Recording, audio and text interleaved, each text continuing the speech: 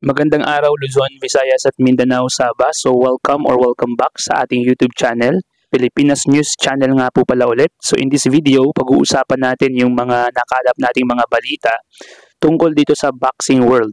Okay? At sa iba pang mga balita natin nakalap regarding sa mga bagay-bagay inside or outside our country. So dito po sa KO Boxing Channel page, no, kasalukuyang kampiyon ng featherweight division. So may honest opinion, sayang si Casimero. Bakit po? Kung may tamang environment company, easy world champion belt sa featherweight tapos may bonus pa, Inoue fight sana.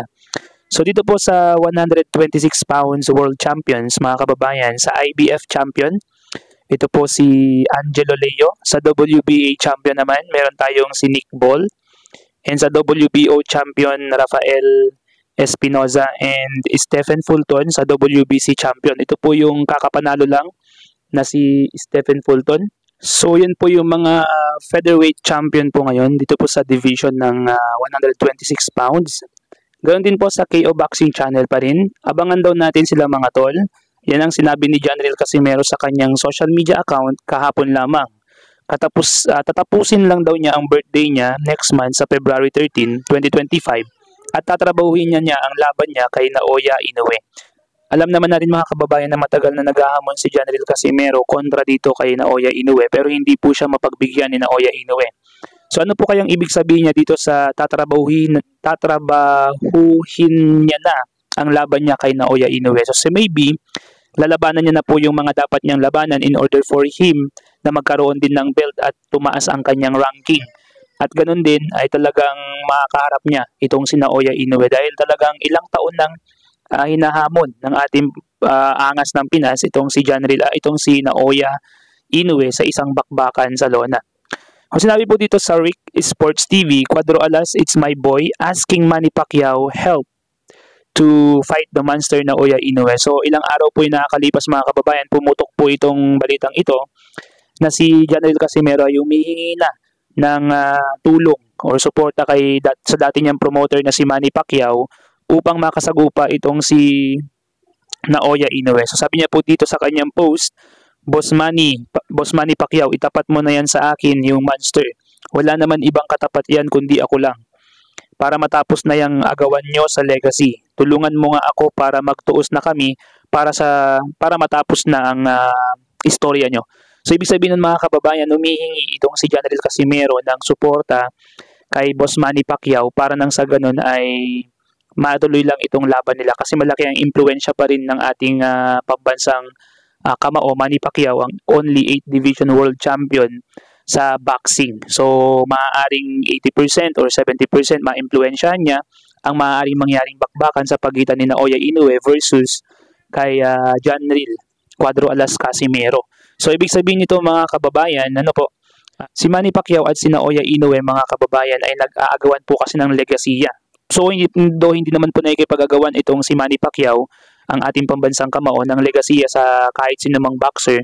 Dahil kita naman po talaga natin yung mga footage, yung mga previous fights ni Manny Pacquiao na talagang nilabanan niya ang best of the best sa kanyang prime. At wala siyang inatrasan kundi talagang nagpakita siya ng entertaining fights. No? Hindi po siya kagaya ng ibang mga boksingero na talagang iniiwasan yung mga malalakas at pinaghahandaan pa muna nila bago nila sagupain. Kumbaga tinatansya nila yung sarili nila kung kaya ba nilang sagupain ng isang matitinding mga boksingero. Kagaya ni Floyd Mayweather Jr. Pag-aaralan muna ng mabuti yung isang kalaban at pagtansya niya ng kaya niya na tsaka pa lang.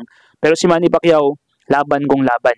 So mga kababayan, sa edad po ni Naoya Inoue ngayon, yung time na na-reach po niya yung point na ganyang edad din po kay Naoya Inoue ay marami na pong Hall of Famer na tinalo si Manny Pacquiao. Samantalang ito pong si Naoya Inoue ay ang tinalo pa lamang po na maaaring legendary ay wala pong iba kundi ang another Filipino na boxer natin na si Nonito Flash Denaire. Yun po, humingi po ng tulong ngayon si Janriel Casimero. So hopefully, maikasa po yung laban nito mga kababayan. Lastly mga kababayan, sabi dito sa KO Boxing Channel, sa isang interview sa Japanese monster na si Naoya Inoue ay harapan nitong sinabi na walang makakatalo sa kanya sa kanyang division. Nobody can defeat me in my division. According po yan kay Naoya Inoue. Hindi po kaya mga kababayan na talagang lumalaki din po yung ulo nitong The Monster Naoya Inoue dahil po syempre sa mga papuri, hindi natin may iwasan na na-absorb natin yung mga praises, yung mga positive feedbacks, no, na magaling siya, etc.